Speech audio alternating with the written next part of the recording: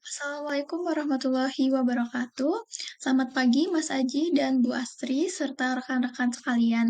Nah, di sini saya Dian Nugraheni akan menjelaskan alur kerja dan hasil yang telah dikerjakan pada tugas satu dan tugas 2. Yang pertama, itu tugas satu menjelaskan tentang penggunaan aplikasi Batasku yang sudah dirilis oleh Badan Informasi Geospasial. Nah, bagaimana sih cara menggunakan aplikasi Batasku? Yang pertama, itu dapat dilihat pada diagram alir sebagai berikut. Kita itu harus mendownload aplikasinya terlebih dahulu, karena aplikasinya itu hanya tersedia di Android, maka untuk user iPhone itu tidak bisa, sehingga kita harus menggunakan Android. Nah, setelah kita mendownloadnya, maka kita akan diarahkan ke tampilan awal dari aplikasi Batasku itu sendiri. Nah, di tampilan awal nanti akan disajikan gambaran seperti ini, "Selamat datang," lalu ada pengertian dari aplikasi Batasku itu sendiri. Nah, setelah mendapat arahan dan masuk ke tampilan awal, kita akan masuk ke pengaturan. Pengaturan umum ini meliputi pengaturan lokasi, jarak, dan luasnya. Nah, tampilannya akan seperti ini. Untuk pengaturan itu sendiri dapat diatur dengan format DMS atau DM.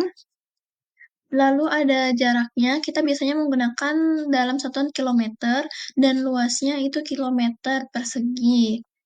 Lalu selanjutnya setelah pengaturan lokasi, jarak, dan luas, kita akan masuk ke pengaturan daftar peta. Nah, ada beberapa jenis layer daftar peta yang bisa kita gunakan ataupun kita tambahkan dengan cara kita klik ke tambah grup layer, lalu masukkan nama kelurahan yang akan ditelusuri. Nah, setelah menentukan atau menambahkan grup layer yang akan kita telusuri nantinya, kita akan masuk ke editor batas desa. Editor batas desa itu sendiri meliputi tampilan seperti zoom in, zoom out, atau full screen, lalu ada pengukuran jarak, bisa menghapus, lalu ada satuannya, bisa menambahkan titik, bisa mengedit ataupun menghapus poin garis yang sudah kita buat sebelumnya. Nah, setelah masuk ke editor aplikasi Batasku, kita akan diarahkan ke penegasan batas desa itu sendiri. Nah, pada fitur penegasan batas desa ini memiliki 4 fitur utama, yaitu pertama kita akan diarahkan untuk membuat lokasi kantor desa itu sendiri, di mana lokasinya, dan nanti akan dimintakan untuk menginputkan foto sebagai informasi tambahan, lalu ada nama kepala desanya, mohon maaf, nama kantor desanya itu berlokasi di mana, lalu selanjutnya kita akan diarahkan untuk membuat titik kartometrik. Nah, pada saat pembuatan titik kartometrik itu sendiri, nanti kita akan ditampilkan poin-poin seperti yang ada di PPT ini, yang warna hijau ini merupakan titik penelusuran batas desa. Nah, seharusnya titik itu tuh dibuat sebanyak titik simpul dan titik bantu untuk menarik garisnya tuh supaya lurus gitu, sesuai dengan aplikasi Batasku yang sudah diriliskan milik BIG itu sendiri. Lalu, setelah menarik titik kartometrik, kita akan menarik garis batas desa. Karena pada saat pembuatan titik kartometrik itu sendiri, kita itu akan membuat sebanyaknya titik, mulai dari titik simpul, perpotongan antara tiga kelurahan, lalu ditambah dengan titik bantu untuk memudahkan penarikan batasnya nantinya. Nah, kalau bisa, kita itu men-tagging sebanyak mungkin titik, supaya nanti hasilnya itu presisi dan sesuai dengan penelusuran apa yang kita lihat, seperti misal as jalan, ada sungai, lalu ada tegalan, ada batas Seperti jembatan, ada batas buatan, ada batas alam. Nah, itu aspek yang harus diperhatikan karena sudah diatur oleh Permendagri nomor 45 tahun 2016. Nah, di sana sudah diatur semua terkait dengan penamaan titik kartometrinya, lalu penamaan pun pendeliniasi si garis batasnya itu sudah diatur mulai dari batas buatan hingga batas alami.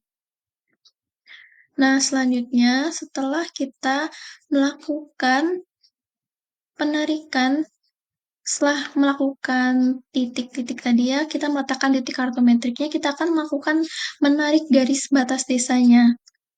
Garis batas desa itu ditarik berdasarkan titik-titik yang sudah kita buat sebelumnya dengan sebanyak mungkin dan kita hubungkan garis batasnya itu mengikuti aturan yang sudah ditentukan dalam Permendagri nomor 45 tahun 2016 ketika ada jalan maka kita bisa mengambil as jalannya atau di setiap perempatan itu bisa kita ambil ujungnya untuk meletakkan pagu itu sendiri. Lalu ketika di sungai kita bisa mengambil as sungainya. Nah, setelah melakukan penarikan batas hingga menutup dari titik simpul ataupun titik kartometrik awal sampai ke titik bantu ataupun titik akhir, itu harus menutup. Selanjutnya, kita bisa melakukan tracking. Nah, pada aplikasi Batasku ini sendiri tersedia fitur tracking untuk mengecek titik awal sampai titik akhir batas yang sudah kita buat, titik kartometrik yang sudah kita buat di aplikasi Batasku ini. Nah, setelah kita melakukan tracking selesai, maka kita akan diarahkan untuk mengekspor hasil yang sudah kita buat sebelumnya. Ekspor hasilnya itu bisa dilihat pada fitur group layer. Nah, pada fitur group layer itu nanti ketika kita klik, akan muncul tampilan seperti ini, karena saya sebenarnya sudah membuat dua, lalu bisa diklik di detailnya.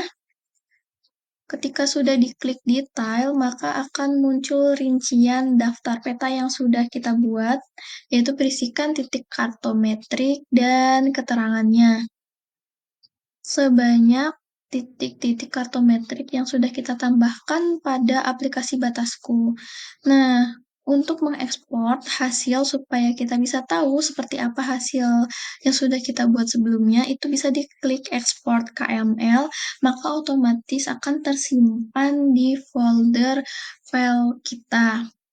Nah, seperti apa hasilnya? Hasilnya bisa dilihat pada gambar berikut, yaitu sebaran titik-titik kartometrik yang berbatasan dengan beberapa kelurahan serta hasil penelusuran ini mengikuti aturan dari Permendagri. Mungkin sedikit ada kesalahan karena dalam pendeliniasian garisnya ini itu seharusnya melibatkan beberapa tokoh masyarakat untuk memastikan hasil tersebut tuh bisa dipakai atau tidak.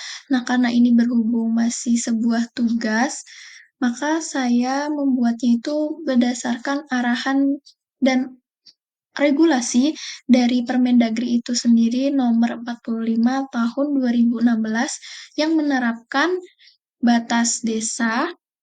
Batas desa itu dideliniasi terdiri dari batas buatan dan batas alamiah. Lalu ada titik simpul ataupun penamaan titik kartometrinya. Setelah itu untuk jalan, itu kita bisa ambil di tengah-tengahnya. Dan untuk sungai kita bisa mendeliniasinya di tengah-tengahnya juga. Nah, seperti itu untuk hasil tugas satunya. Lalu kita akan beralih ke tugas kedua. Tugas kedua yaitu mengidentifikasi isi struktur data yang sudah diberikan oleh mentor. Yang pertama itu kita mendownload datanya terlebih dahulu. Lalu yang kedua, setelah kita mendownload datanya, kita ekstrak data tersebut untuk bisa kita buka menggunakan aplikasi GIS. Nah, setelah kita buka, maka akan muncul hasil save file yang akan ditampilkan oleh aplikasi GIS itu sendiri. Lalu kita klik untuk mengidentifikasi isi atributnya tuh apa saja, isi struktur data dari save file tersebut itu apa saja, dan setelah itu membuat catatan. Nah, dalam mengidentifikasi struktur data ini, saya mengidentifikasi sebanyak 5 data. Dari data yang sudah diberikan itu ternyata ada titik batas administrasi, lalu ada batas wilayah administrasi, ada area batas wilayah administrasi, ada administrasi area 5 kilo full, dan administrasi lain 5 kilometer future to. Nah, seperti apa hasilnya? Hasilnya itu seperti ini dalam bentuk tabel titik batas administrasi yang mana strukturnya itu ada tipe data integer, itu memuat deskripsi unik ID setiap entitas dari objek.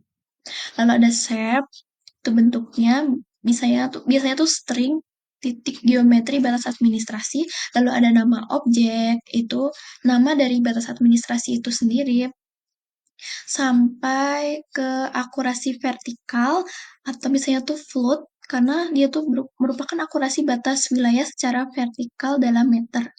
Nah, ini yang pertama itu tabel titik batas administrasi. Nah, yang kedua itu ada tabel batas wilayah administrasi. Tabel wilayah batas administrasi ini memuat objek, shape, nama objek, kode PUM admin 1, kode PUM admin 2, lalu ada panjang batas, ada status batasnya, ada tipe batasnya, dan ada panjang bentuknya. Lalu tipe datanya itu ada integer, geometri, bentuknya polyline, ada string, float, itu untuk panjang batas dalam meter, dan string itu status, misalnya hasil kesepakatan atau bentuknya itu draft, dan string lagi jenis batas antar kecamatan, desa, dan lain-lain. Nah, berikutnya data yang ketiga, yaitu analisis struktur tabel area batas wilayah administrasi.